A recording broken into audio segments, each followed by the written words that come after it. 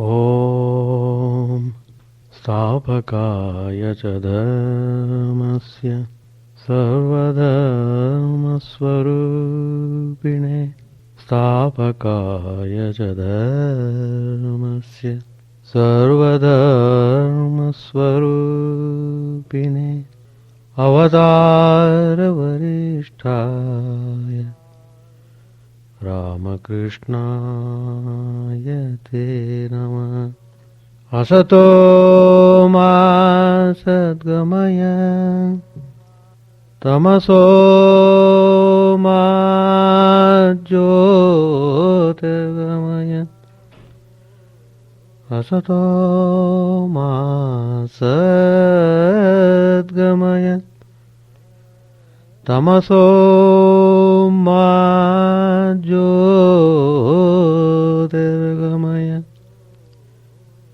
मृत्योर्मामृतगमय।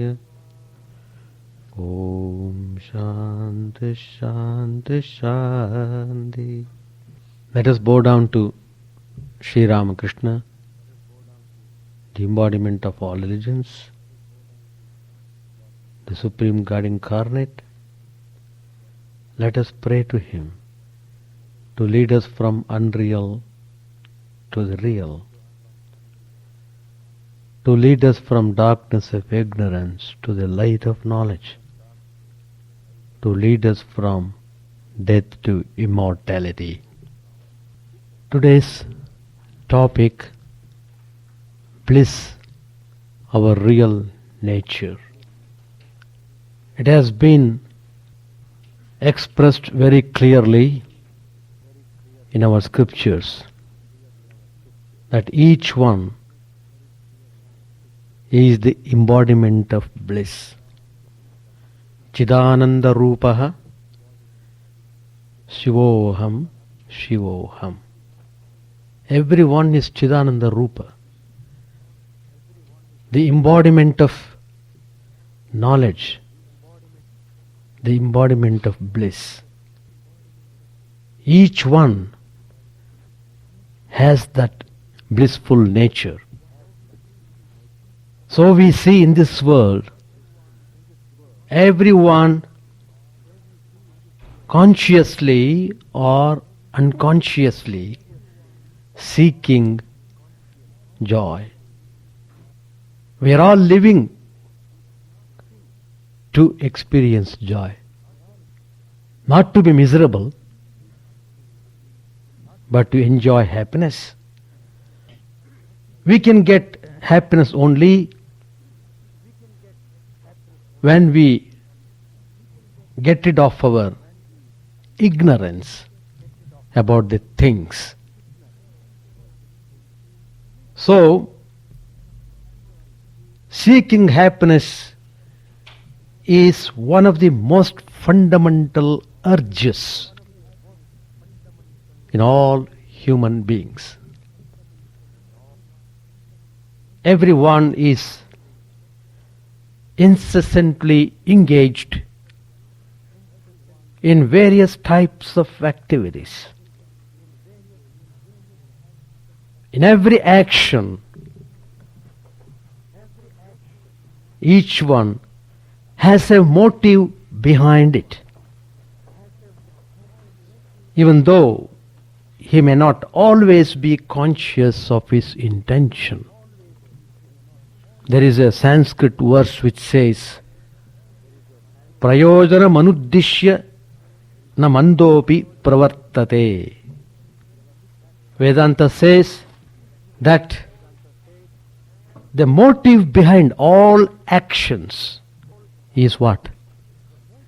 Is nothing but the pursuit of happiness.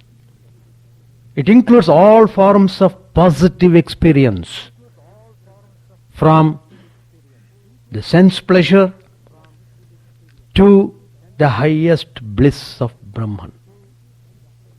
There is famous Upanishad, Taittiriya Upanishad. It deals with this subject matter of bliss very clearly. It identifies the highest reality with bliss. Everyone thinks Sukham me bhuyat, Dukkham me ma bhuyat. That means, may I get happiness, may I not get sorrow. Human life is more or less a constant quest for happiness of some sort or other. Because his very nature is bliss. He wants to reach that state of blissful nature. So he is in pursuit of this Ananda in so many ways. But paradoxically, happiness seems to be always eluding our grasp. Swami Vivekananda, in one of his lectures, Steps to Realization, he tells about this. He compares man's search for happiness to the oilman's bullocks going round and round the press in the hope of getting the wisp of straw tied to the yoke just in front of their eyes. We want boundless, we want endless happiness. But we may want it, but our efforts in this direction are checked by certain natural factors. Ignorance of the workings of one's own mind is one of the factors. Ignorance about the future is another. A second check is powerlessness. That is, the inherent limitations of the body, of the senses, and of the mind. Then there is a third check, the scarcity of objects of enjoyment. Owing to these number of obstacles, we can't fulfill our desires for enjoyment. Because we can't fulfill our desires, we come to suffering. In order to free himself from sorrow, one at first seeks worldly means, but he finds that these are inadequate. So he turns to supernatural means and seeks the help of a personal God. This problem of sorrow has been seriously thought of by the sages. They were very much concerned about this problem, so they began to probe into the mystery of life and the true nature of the self.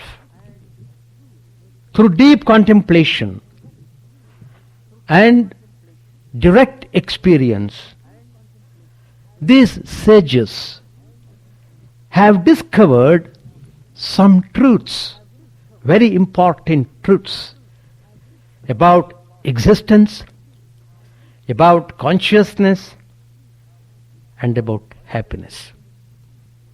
And they have declared these experiences in the Upanishads. So the Upanishads are the great treasure. If you want to enjoy bliss, study Upanishads, assimilate the ideas, practice them. That's the way of assimilation. Then you will see how wonderful it is. It's already there. The bliss is already there, as I said early. Chidananda Rupaha, Shivoham, Shivoham. Each one is that, the embodiment of bliss. So, we are just discovering it. We are just discovering it. Once we reach that highest state, we will be enjoying the supreme bliss. As I said, the sages have discovered some important truths. The first one is all beings exist at different levels of consciousness, and for every level of consciousness there is a definite and fixed degree of happiness. This is a very important statement which you should all remember. Lord Krishna says in the Bhagavad Gita, Ishvara sarva bhutanam hriddeshe arjuna tishtati brahmayan sarva bhutani yantra rudhani mayaya. Seated in the hearts of all beings, the Lord, by His Maya, makes them revolve as though mounted on a machine. As planets move around the sun, or as electrons whirl around the central nucleus in an atom, all the beings, they are revolving around a particular divine center called God. God is the divine center. We are all revolving around it. According to the theory of rebirth, life and death alternate with each other in countless cycles. What we call life is only half the cycle of our total existence, the other half being constituted by our post-mortem existence, of which we know very, very little. Let us take an example. When we speak of a river, what do we mean by that? We mean only the water course that is visible to us. But there is an unseen river formed of water vapor, which the sun and the wind carry from the ocean back to the mountain tops. Life, like the stream, consists of visible and invisible movements going on in cycles, impelled by the inexhaustive power radiating from the divine center, which keeps up its beginningless rhythm. The Taittiriya Upanishad describes human personality as constituted of 5 sheets, chambers or sheets. In Sanskrit it's called kosha. You're all familiar with this.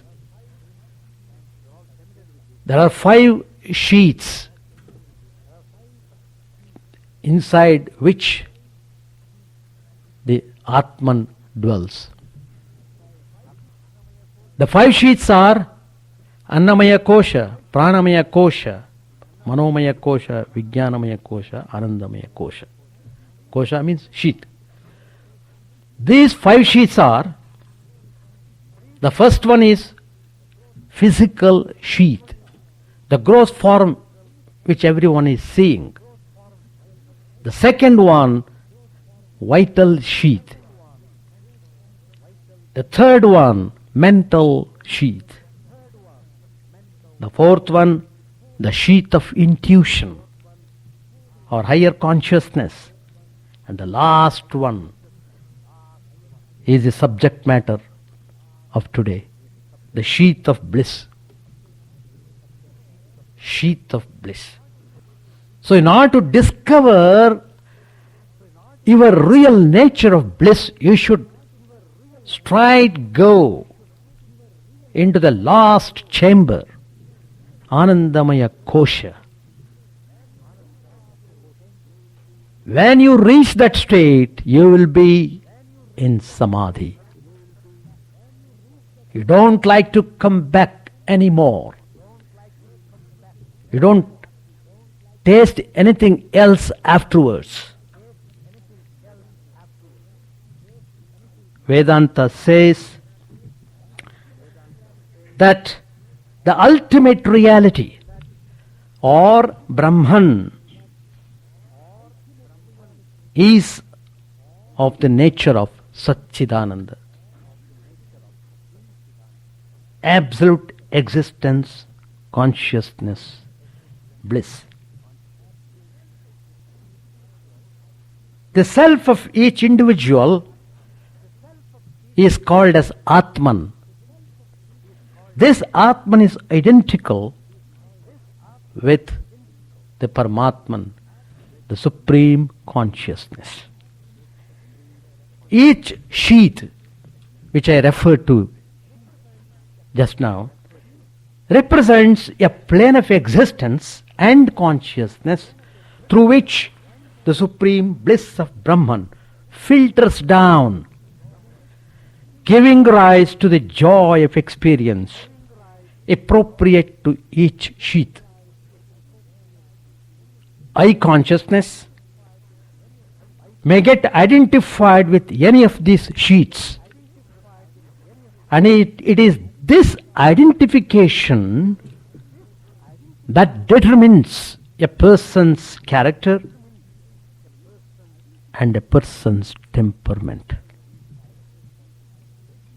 That determines his state of happiness in that particular sheath. When a person who is totally identified with the worldly affairs, the I consciousness is wholly identified with the gross body, what is called Annamaya Kosha, which is dependent on food, which is also called physical sheath. And it is identified with the vital sheath. And his happiness is only sense pleasure, derived from contact of the senses with the external objects. Coming to the intellectual sheath, in the intellectual person, the I is mostly identified with the mental sheath, though once in a while he slips down to the lower planes.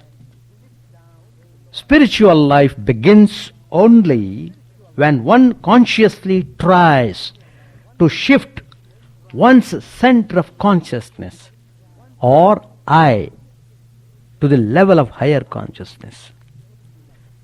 The experiences of each sheath are not lost, but are recorded in it. How? In the form of latent impressions, what we call samskaras. Since we find a great variety in human temperaments and a corresponding variation in personal experiences, we may regard each sheath as consisting of several sub-levels or layers. It is owing to the multiplicity of levels of consciousness that human life appears so complex, and each individual seems to live in several worlds within worlds. Again, I am taking Taittiriya Upanishad. It also speaks about 5 levels of cosmic existence corresponding to the 5 main individual sheets for the macrocosm and the microcosm are built on the same pattern according to Vedanta. Each of these cosmic levels may be looked upon as a kind of vast invisible orbit around the cosmic divine center, along which each individual soul moves, encountering different objects and getting different types of personal experience. Corresponding to the subdivisions of the sheets, each orbit may also be thought of as having several suborbits. There is a definite degree of joy also associated with each level and sub-level. The second point is, which the sages have discovered, is that the degree of happiness associated with each level or sub-level is independent of external events.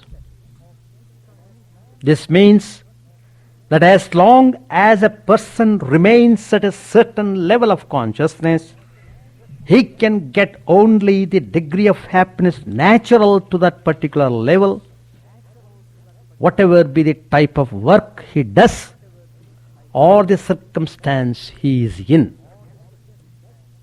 The nature of the objects he encounters, that may vary, and so also his experience.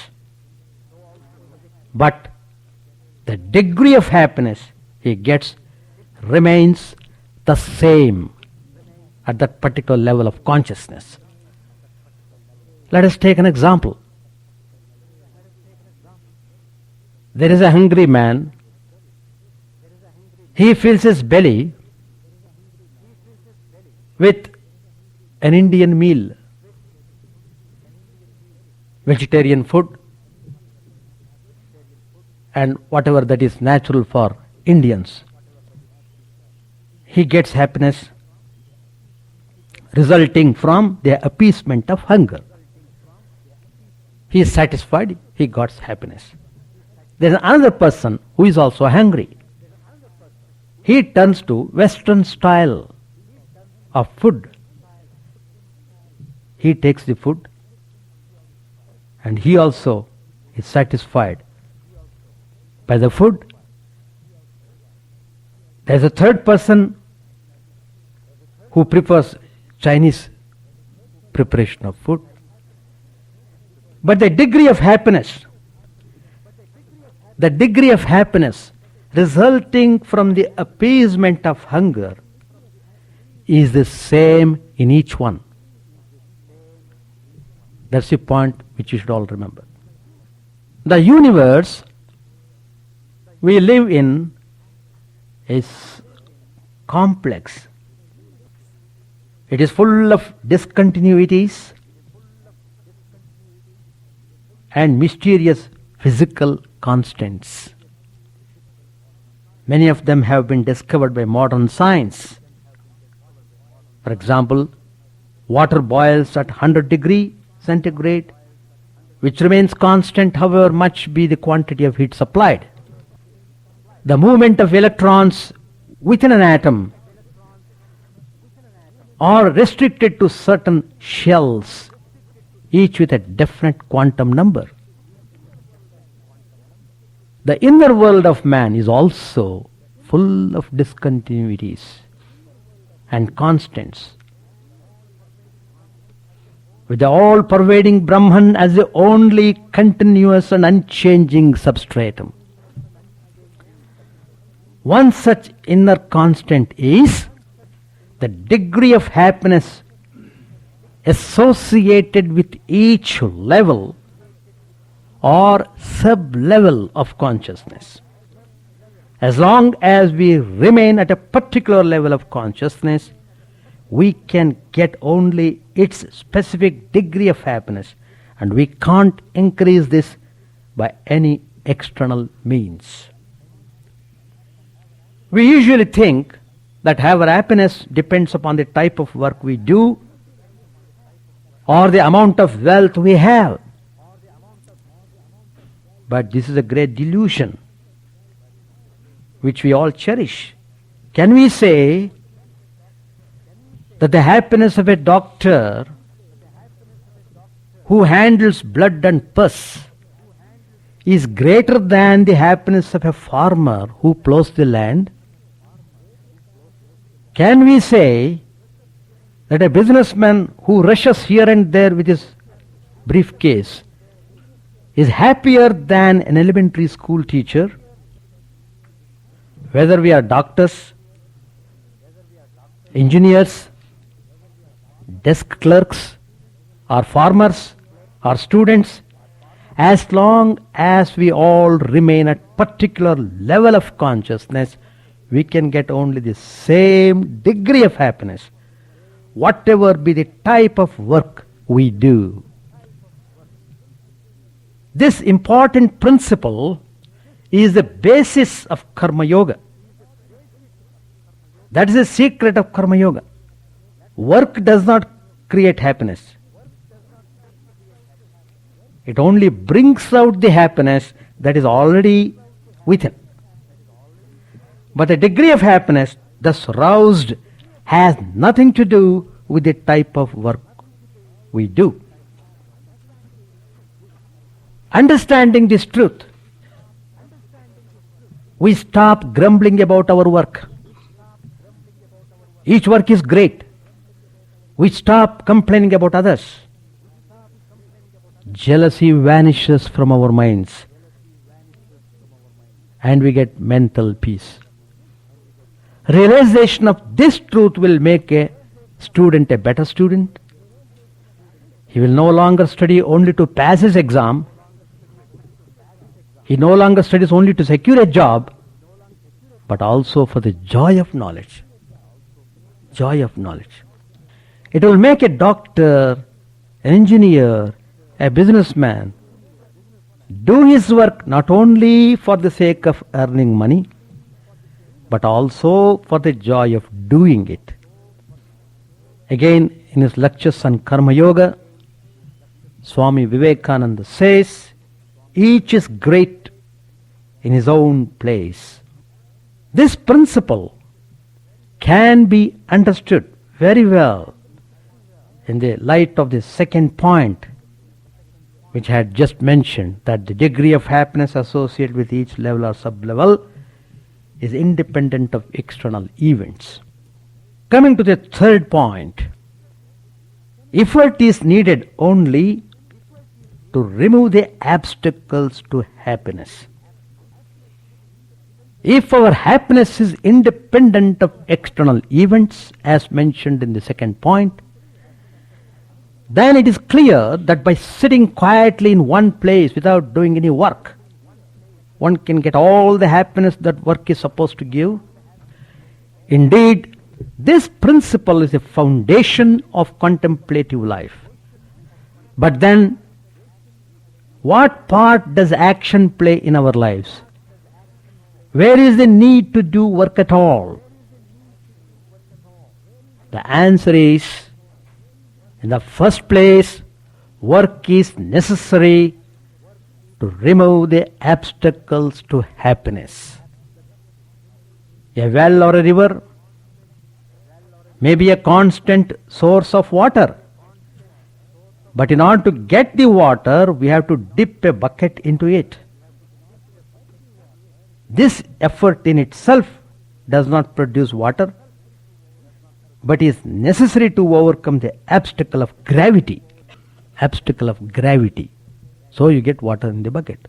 Similarly, there is a perennial flow of joy in the depths of our being, but we have to put forth effort in order to overcome the obstacles that stand in our way of getting it.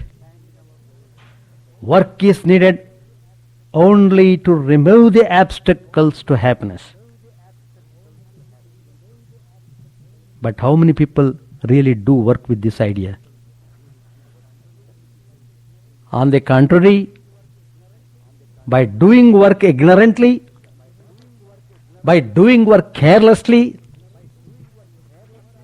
we only create more obstacles, and our work often leads to frustration. Instead of getting happiness, you get the opposite effect. But when we understand that the true purpose of work is to help the unfoldment of inner happiness by removing the obstacles to it, our whole attitude towards work will change, and we will look upon it as an important aid to spiritual progress. What are these obstacles to happiness that work is expected to remove? There are many. Mostly wrong emotional drives like greed, hatred, jealousy, vanity, and so on. All these, they stem from one basic defect. What is that? Egoism or selfishness. Selfishness. That is the cause of all misery, all suffering, all sorrow. It is a veil that lies thick upon the soul, and unless it is at least partially lifted up, one cannot discover the true happiness that lies beneath it. The veil must be removed, must be lifted up. The best way to destroy all selfishness is to work for others. Work for others. Work is necessary to break the prison walls existing around the self and liberate the dammed up bliss within. Secondly, there is a creative urge in all of us, and work is necessarily for its expression. Cosmic energy is flowing in and through us, rousing our samskaras, latent impressions of past actions and experiences, and these force us to do work. The cosmic impulsiveness cannot be stopped. It must be directed into right channels through creative work. So work is thus a constitutional necessity. A man can live without any work only when he is totally free from selfishness and has succeeded in directing the cosmic impulsiveness into higher spiritual channels constantly. Such a person alone can live an exclusively contemplative life. A person who can sit for 9 to 10 hours in meditation, he only can experience that state. The fourth point is, there is an urge in all human beings to seek higher forms of happiness.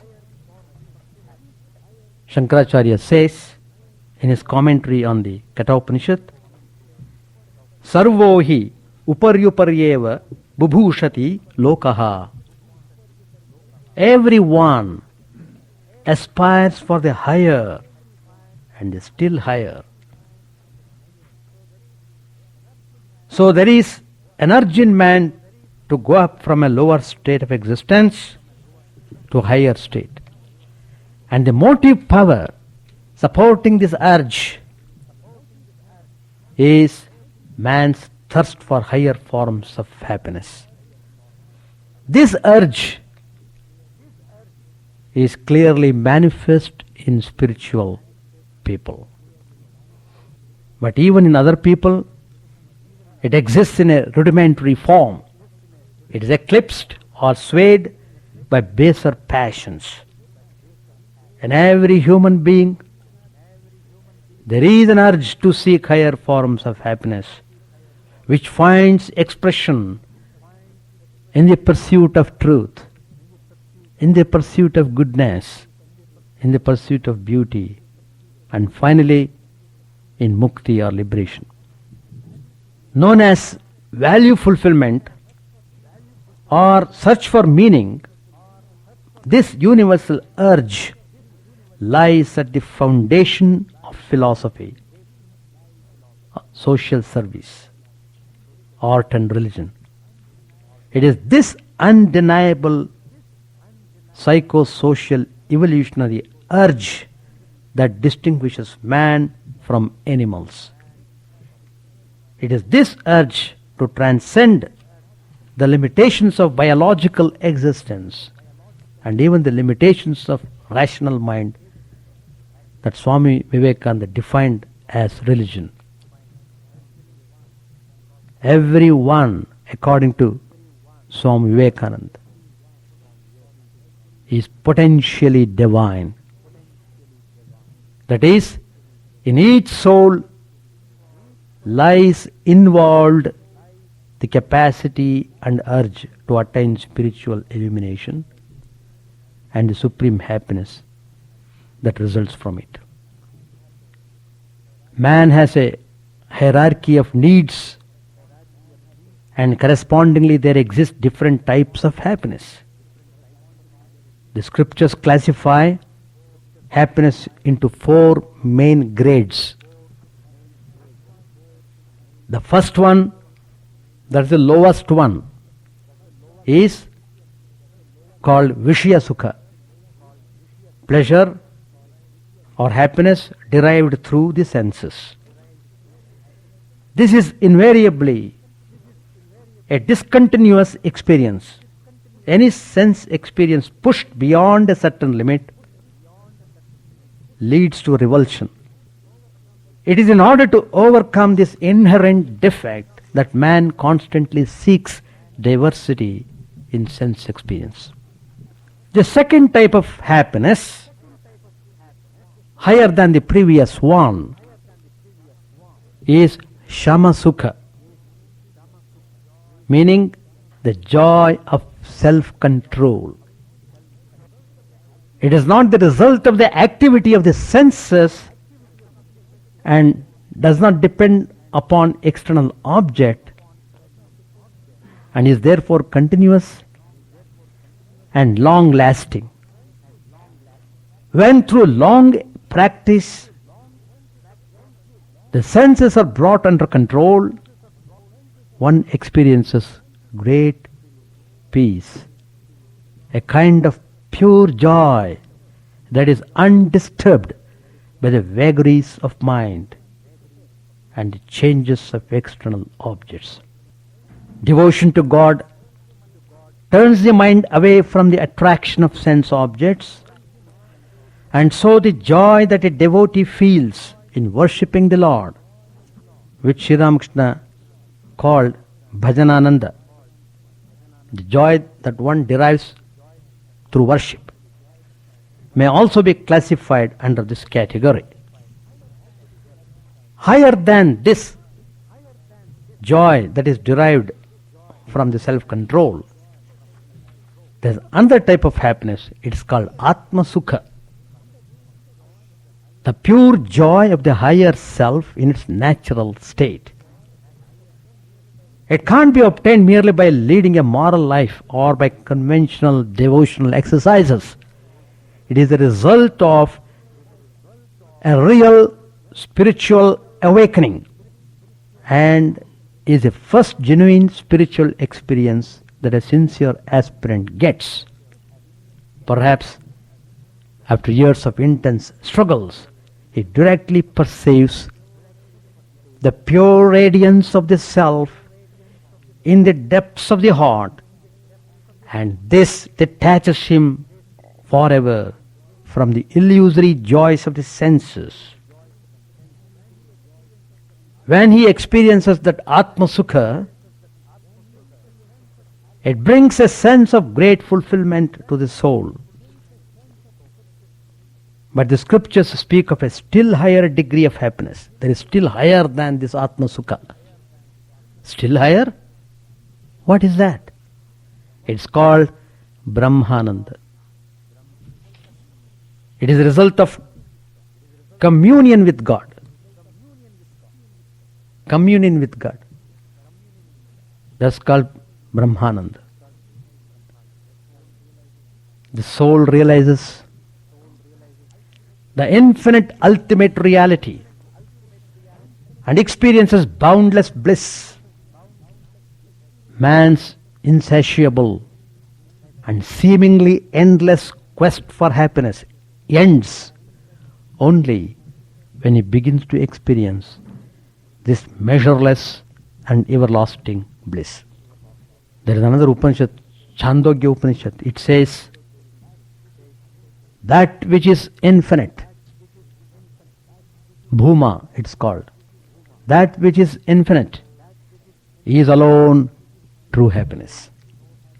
There is no happiness in anything finite. And until man experiences this supreme bliss, he can never remain satisfied in life. Coming to the last point, in order to get higher degrees of happiness, one has to bring about corresponding changes in one's consciousness. We have seen that according to the first point which I mentioned a while ago, each level consciousness has its own degree of happiness. And that according to the second point, this is the independent of external events. Now the last point says that higher forms of happiness, that is different grades of spiritual bliss, cannot be obtained all on a sudden. You can't get that supreme joy by quantum jumps, but only by bringing about a transformation of I consciousness. Transformation of I consciousness. Our normal consciousness is limited by the sense-bound world. Ordinary senses cannot reveal any other state of human or divine existence. If we want to unravel the mysteries of higher planes of existence and the spiritual joys connected with them, the only way is to transform our chit, to transform our consciousness. Again coming to Taittiriya Upanishad, it speaks about the bliss of various classes of celestial beings. Don't think we are the only beings living in this universe. The universe is infinite. There are innumerable worlds. Innumerable beings are living in different ways. Now Taittiriya Upanishad describes this bliss in a wonderful way, taking as a unit of happiness of a young man endowed with health, wealth, ambition, learning, capacity. Such a person, the joy of this young man, if you take that as one unit, multiplied by 100 times, that becomes the joy of one particular species of beings. They are called Manushya Gandharva. Gandharva. They are celestial beings. There are two grades. One is called Manushya Gandharva and another one is called Deva Gandharva. So the joy of Manushya Gandharva is 100 times more than the joy of the young man, very healthy, wealthy person. So, this Manushya Gandharva, his joy is 100 times more than the previous one. Now multiply this by 100 times. Then it becomes a joy of one Deva Gandharva, another higher form of being. Higher still in the ascending order are the joys of mains, gods, Karma Devas, Indra, Brihaspati, Prajapati, and so on. Now the happiness of each of them being 100 times greater than that of the preceding one. The Upanishad further says that the happiness of all these celestial beings can be attained by a person in this world who is free from desires and is endowed with spiritual knowledge. In other words, by transforming his own consciousness, one can reach the status of each celestial being and experience the bliss of that being natural to his state. Each celestial being of the hierarchy mentioned represents a level of consciousness, and the joy associated with that level can be obtained only by attaining that consciousness. There is another Upanishad called Mandukya Upanishad. It describes the self of man as having 4 dimensions. The first dimension is called as Vaishvanara, that is the sense-bound ego which animates the gross physical body. Higher than this is called Taijasa, which dwelling in the sheath of intuition supports the subtle body. Higher still is the Prajna, which is identical with the causal body. In the last and highest dimension of the self, the distinction between the individual and the cosmic is lost.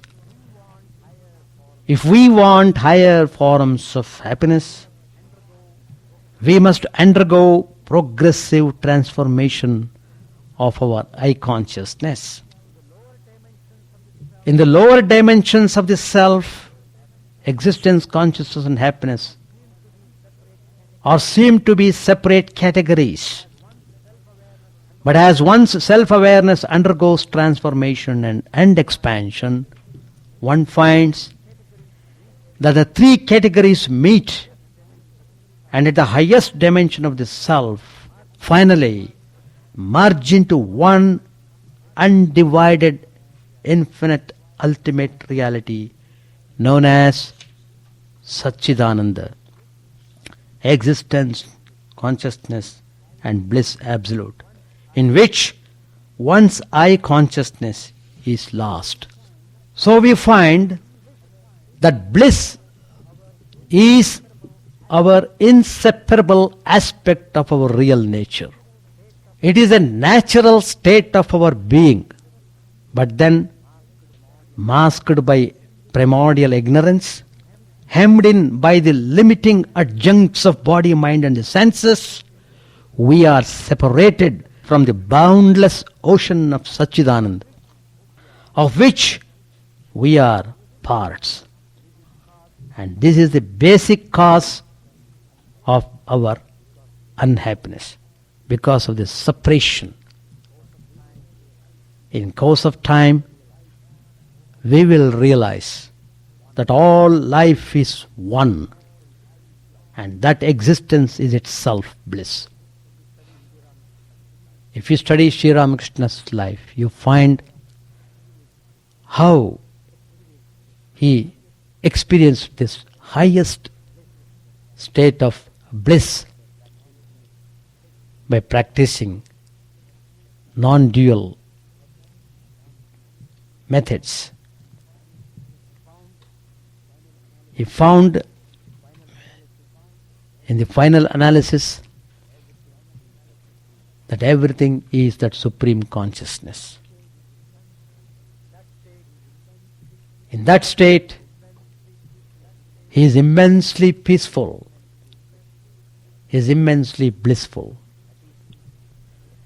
That is the state which we should reach upon.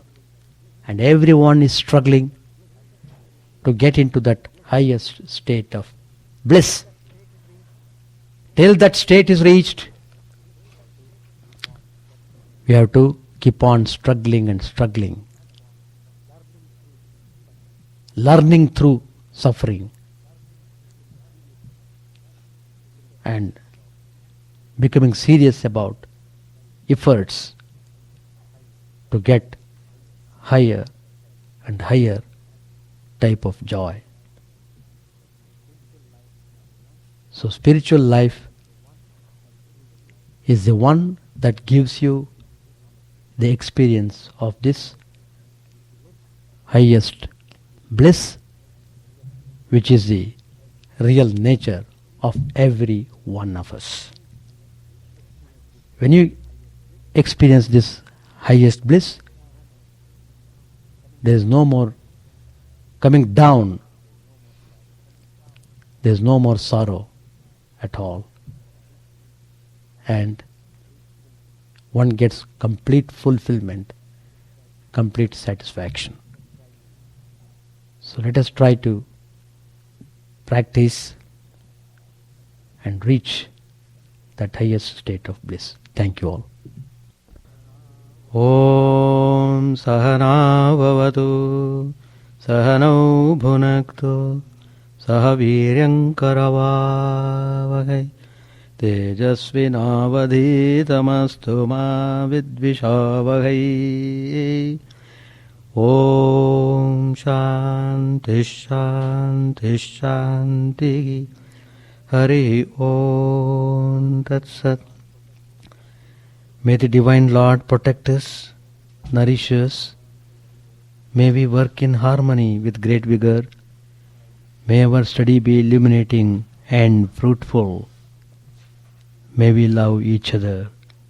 Peace, peace, peace be unto all.